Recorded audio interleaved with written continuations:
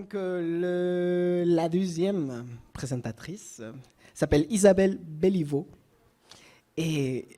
Attendez, écoutez la poésie de ce titre. L'outil ultime. Il y a une allitération et une assonance en même temps. L'outil ultime. Peut-être c'est moi qui prononce mal. Pour faire avancer la transition socio-écologique. Donc, elle est bachelière en environnement et fondatrice, directrice générale d'Ecomotion. C'est elle qui va vous parler plus de ça, j'imagine. Et c'est sur l'accompagnement des émotions comme l'éco-anxiété.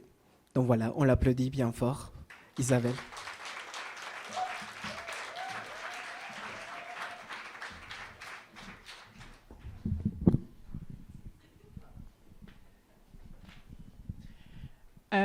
Première fois pour moi que je présente dans un bar.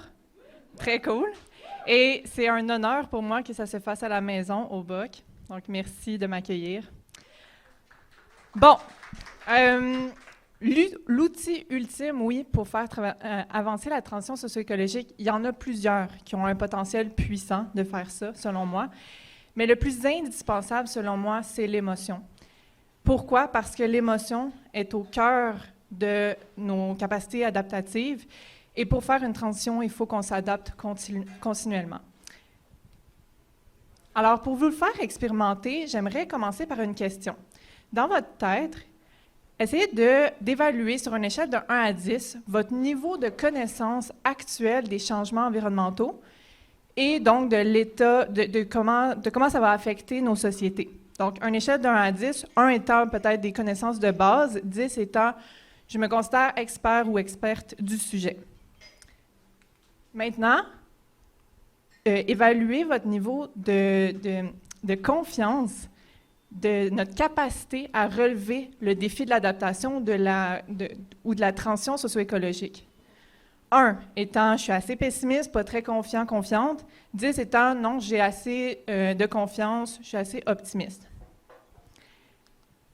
La différence entre les deux, ce qui s'est passé entre les deux questions, c'est que vous avez vécu une émotion. Et cette émotion-là vous a donné de l'information sur ce que vous percevez de l'extérieur et comment vous l'interprétez dans votre monde intérieur. Alors ça, c'est vraiment central.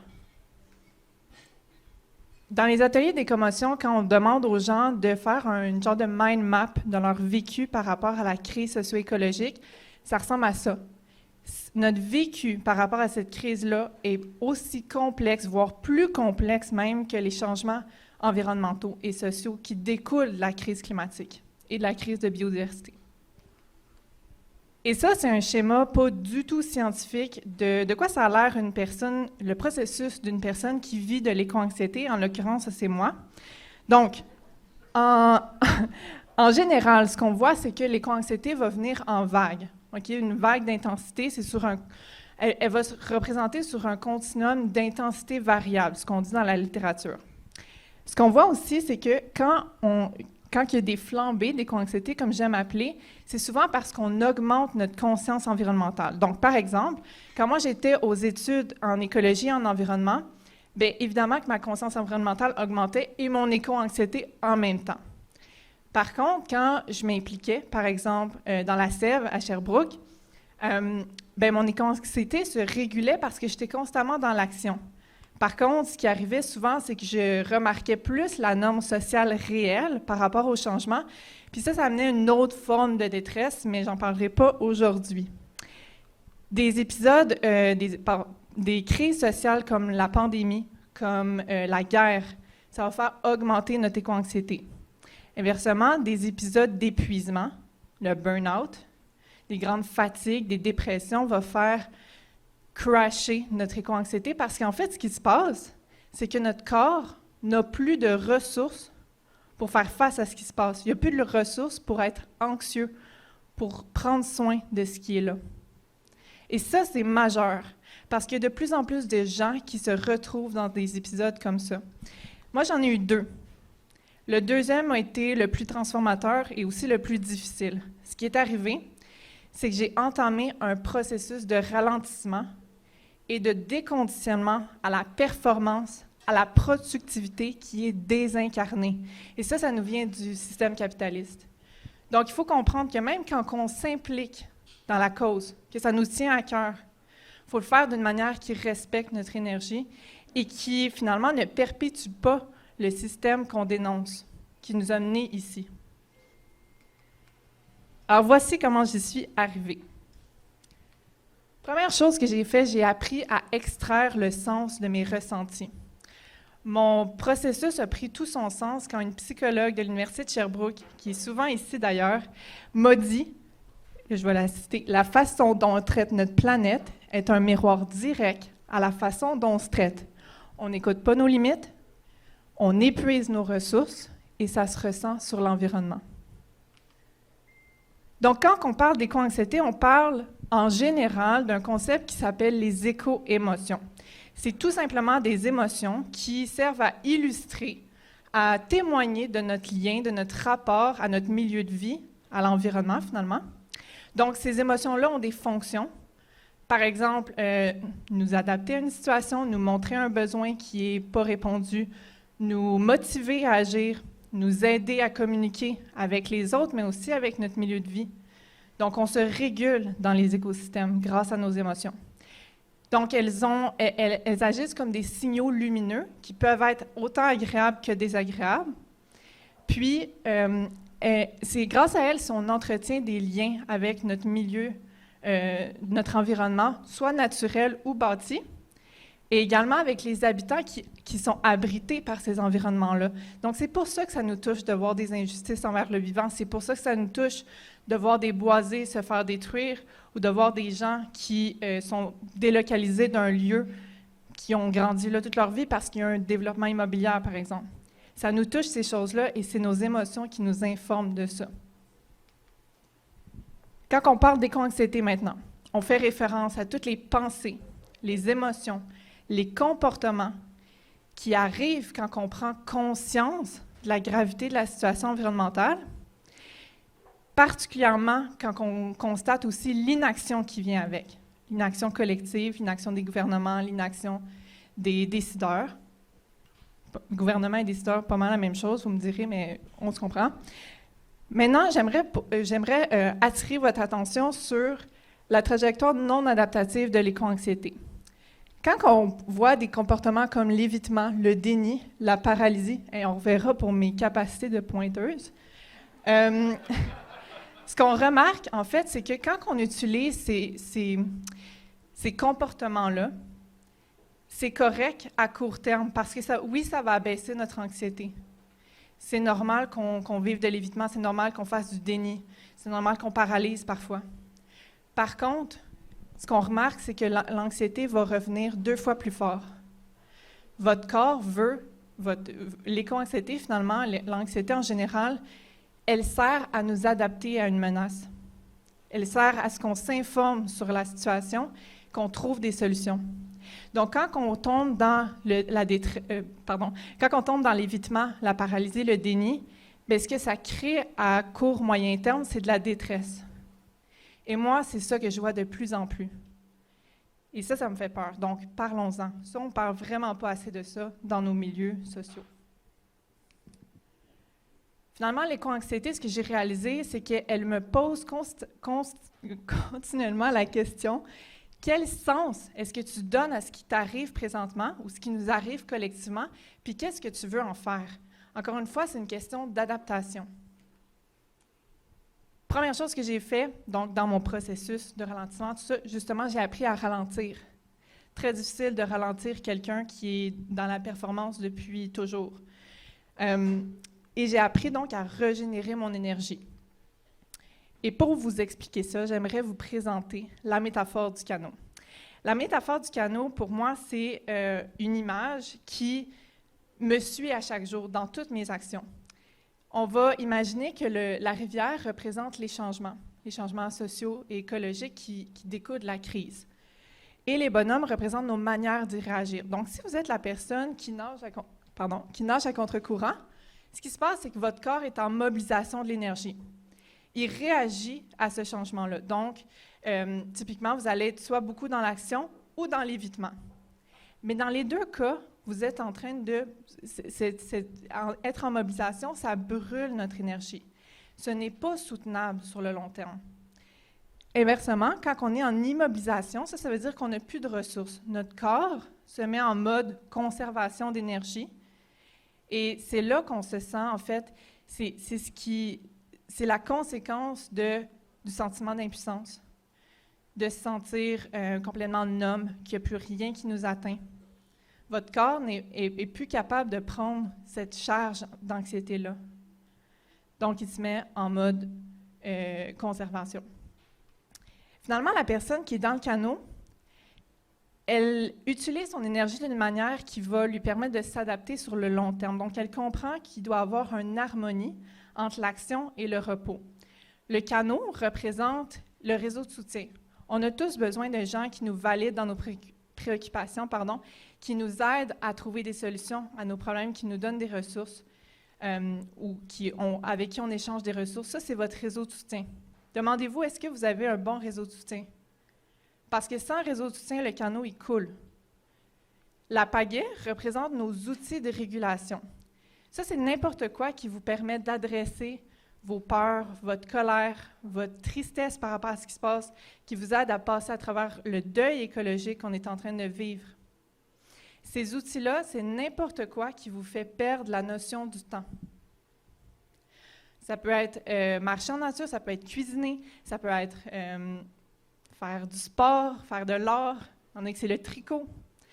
Ces choses-là doivent être à votre horaire. Je m'en fous à quel point vous êtes occupé. Ces choses-là doivent être à votre horaire parce que c'est ce qui vous aide à garder le cap. Ça vous aide à vous adapter. Deuxième chose que j'ai appris à faire, j'ai appris à communiquer en temps de crise. Pourquoi en temps de crise? On le sait, on est dans une crise, mais il faut comprendre que les humains ont des capacités attentionnelles et motivationnelles différentes quand ils sont en crise ou quand ils vivent une crise. On me demande souvent, ça me fait rire à chaque fois, Isaac, comment on peut parler d'environnement sans générer d'anxiété, sans générer d'éco-anxiété? C'est impossible. On veut de l'éco-anxiété, on veut qu'elle soit transformatrice et non qu'elle génère de la détresse. Donc, dans cet ordre d'idée-là, il y a 3 compétences, selon moi, qui sont à développer ou à affiner dans ce contexte de crise-là. La première, c'est de savoir lire le niveau d'anxiété chez la personne avec qui vous parlez ou le groupe et de s'ajuster à ça. Si vous parlez à une personne et que vous voyez qu'elle inhibe son écoute, qu'elle essaie de changer de sujet, qu'elle semble vraiment pas bien, arrêtez de parler, prenez soin de ça. Puis ça vaut pour n'importe quoi d'ailleurs. Mais c'est important qu'on ne continue pas à parler de l'environnement et qu'on ne continue pas à brûler ce sujet d'environnement-là, le rendre négatif. Parce qu'il n'y aura pas de changement si on n'est pas capable d'en parler. Deuxième chose, communiquer clairement sa vision et ses besoins. Si je vous demandais, je vous projette dans 10 ans, à quoi ça ressemble cette transition-là? À quel besoin ça répondrait de faire telle ou telle action, tel ou tel changement? À quel besoin ça répond? Peu d'entre vous seraient capables de me répondre. Je le sais parce que je fais des ateliers comme ça à chaque jour et les gens ne savent pas vers quoi ils s'en vont. Tant que ce n'est pas clair, on n'avance pas. Et la troisième chose, c'est savoir naviguer les conflits puis créer des occasions de dialogue. Le changement, ça amène toujours des conflits. Il faut savoir naviguer ça si on veut avancer, tout simplement. La troisième chose que j'ai appris à faire, c'est à contribuer selon mes forces et ce qui fait sens pour moi. Ce que ça veut dire, c'est que j'ai identifié mes valeurs. Donc, c'est quoi ma référence interne de ce qui est bon, de ce qui est constructif, de ce qui est désirable pour cette transition-là que je veux faire? Ensuite, j'ai identifié mes types de motivation. Donc, qu'est-ce qui me motive d'une manière intrinsèque, donc je le fais vraiment pour moi, ce qui me donne de l'énergie? Parce qu'à un moment donné, là, on a tellement de stresseurs dans cette transition-là qu'il faut se concentrer sur qu'est-ce qui me donne de l'énergie. Parce que ça va devenir de plus en plus difficile. Ça c'est une réalité. Donc, c'est quoi ma motivation intrinsèque? Par exemple, moi, être sur scène, c'est une motivation très intrinsèque.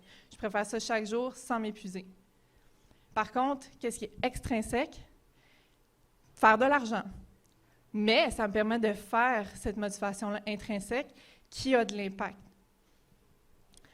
Et finalement, j'ai identifié mes forces et mes capacités. Donc, j'ai regardé la transition, qui est vraiment large. Puis je me suis dit, quelle sphère, quelle partie de cette transition-là, j'ai des compétences ou des forces qui peuvent être mises à contribution et qui vont me permettre de contribuer sur le long terme, sans m'épuiser finalement. Et avec tout ça, j'ai appris à m'adapter.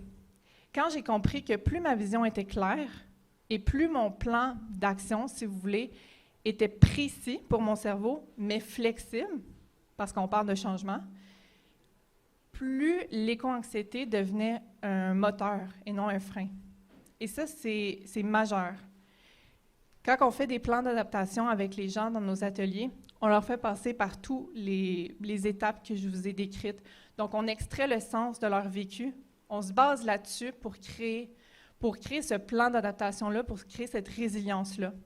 Après, vous faites ce que vous êtes bon à faire, mais au moins, vous avez les outils pour vous réguler. Vous avez un réseau de soutien pour, encore une fois, bâtir votre résilience, avoir accès à des ressources. Et finalement, vous contribuez selon vos forces puis vos capacités. Je vois encore trop de gens qui se brûlent à faire des choses qui ne leur rapportent pas de l'énergie, finalement. Puis, en terminant, j'aimerais vous rappeler que ces changements-là ne sont pas censés être faciles, qu'on n'est vraiment pas tout seul à ressentir cet inconfort-là. Ça fait plus de 3000 personnes que je vois, et j'ai vu de l'anxiété, de la peur, de l'impuissance dans les yeux de ces 3000 personnes-là. Et ça me touche beaucoup. Donc, prenez ça en considération quand vous trouvez ça plus difficile. Et je terminerai aussi en disant que votre plan d'adaptation, si vous choisissez de le mettre en œuvre, ça va vous aider au quotidien à faire tout ce qui vous tient à cœur, puis à faire avancer cette transition-là qu'on a besoin. Merci beaucoup pour votre écoute.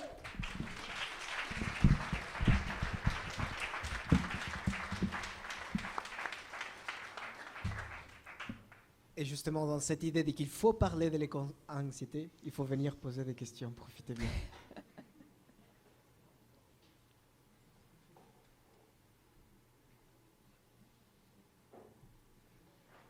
Merci pour la présentation, c'est super intéressant. Il y a un peu au micro, par contre. Oui, donc l'éco-anxiété, oui, on sait que c'est le problème qu'on a, nous, personnellement, mais aussi personnellement, on va dire, je ressens aussi de l'éco-anxiété face à l'incompétence du gouvernement ou des politiques pour agir. On a aussi ce décalage-là de, moi, à mon échelle, j'essaie de faire quelque chose, de réduire mon éco-anxiété, mais je vois qu'autour de moi, en plus des gens qui ont le déni ou qui vont juste être directement contre nous, on voit que rien ne se fait ou qu'il y a ce décalage-là. Donc, un peu en rapport avec la présentation d'avant, est-ce qu'on peut utiliser l'éco-anxiété pour unir les peuples et agir, justement? J'aime beaucoup ta question.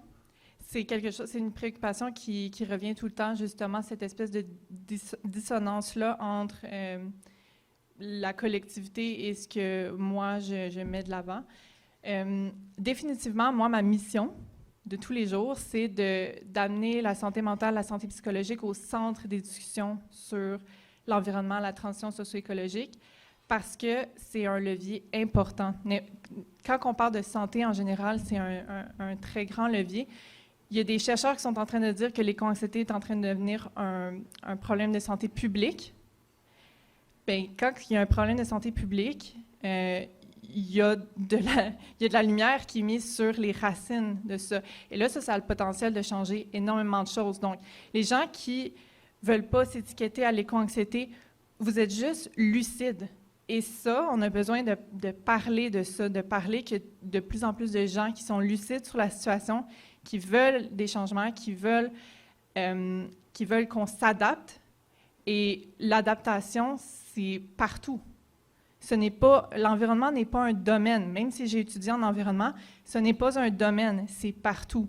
Donc, tout le monde, que ce soit un citoyen, une citoyenne, ou que ce soit un PDG d'une grande entreprise, tout le monde doit s'adapter. Ça, c'est un fait. Et là, est-ce que l'éco-anxiété peut être un levier pour venir chercher les gens plus personnellement, parce que vous soyez anxieux parce que vous êtes lucide ou que vous soyez complètement en déni et donc éventuellement en détresse, il faut prendre soin de tout ça. Et c'est dans ce sens-là que c'est un enjeu de santé publique. Donc, moi, je trouve que c'est... En tout cas, je ne sais pas où je m'en vais avec ma réponse, mais moi, je pense que plus on parle de ça dans nos milieux, plus ça va se rendre, puis que l'environnement, finalement, va comme se diluer de son domaine, et elle va être partout. On va devoir en parler tout le temps, partout, à chaque fois qu'on prend une décision. Merci. Merci. On a encore le temps pour une autre question.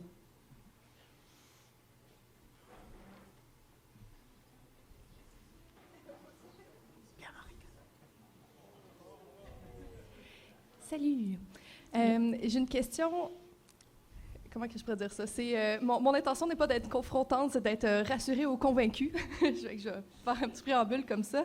Est-ce qu'il n'y a pas un danger à utiliser les émotions comme levier ou comme motivation quand on parle de population, comme quand on parle d'enjeux personnels, qu'on se parle à soi-même, qu'on cherche à se motiver, de comprendre ce qu'on vit puis nos valeurs à travers les émotions, je pense que c'est un processus qui est très sain.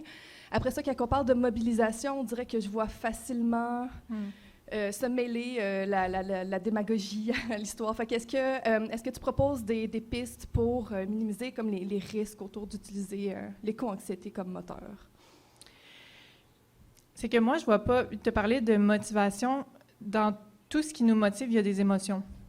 Les émotions sont neutres en soi, dans le sens qu'elles peuvent avoir un pouvoir créateur et destructeur. Il faut savoir les utiliser, il faut savoir les canaliser. Je ne sais pas si ça répond à ta question, mais oui, ça peut être dangereux. Mais c'est aussi extrêmement dangereux de dire on va juste gérer ça intellectuellement, puis pas s'appuyer sur notre vécu, puis pas s'appuyer sur ce que nos émotions nous donnent comme information sur « Hey, ton environnement change, adapte-toi ». Moi, je le vois vraiment comme ça. Mais je vois ce que tu dis, j'entends, et c'est aussi une préoccupation personnelle que je continue de rester à l'affût. Donc, restez à l'affût, tout le monde. Merci. Merci.